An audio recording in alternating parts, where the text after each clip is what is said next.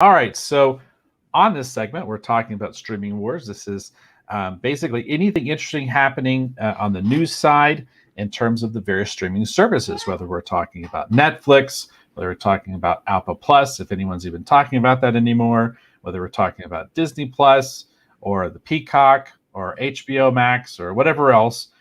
This is where we actually talk about all the interesting things that have caught our interest in the world of the streaming wars. So tell me, Eric, what do you have for this week's installment of the Streaming Wars?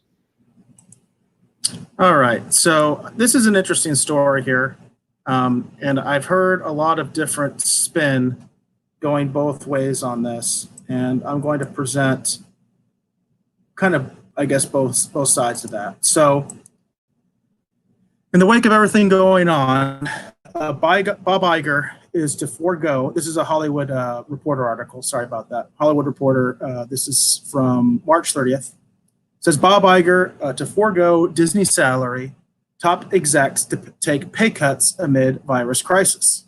We've got a picture here of Bob Iger and of Bob Chapek. And so it says CEO Bob Chapek will take a 50% pay reduction. It says the Walt Disney Company said Monday that executive chairman Bob Iger will forego his entire salary, and recently named CEO Bob Chapek will take a 50% pay cut to his base salary amid the coronavirus pandemic. This is according to an email from Chapek sent to employees that was obtained by the Hollywood Reporter. The news comes days after the company made the decision to keep all North American theme parks closed until further notice. Other executives at Disney will also take salary cuts, according to the email.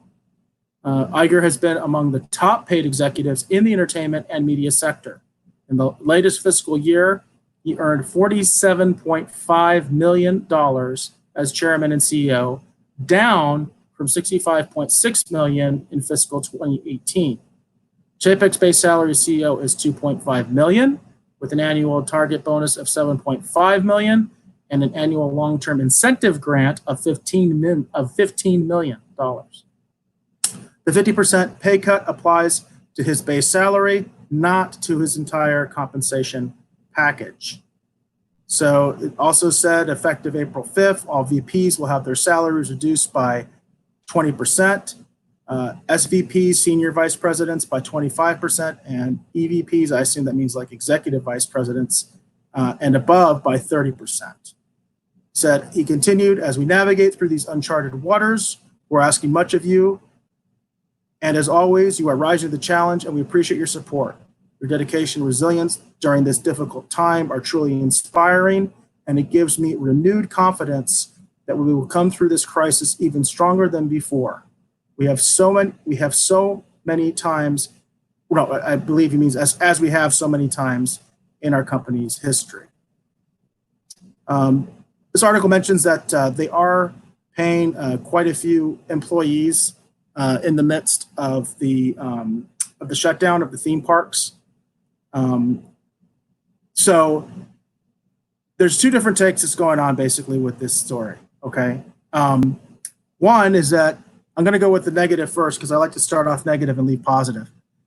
So the negative one would be that they're going broke.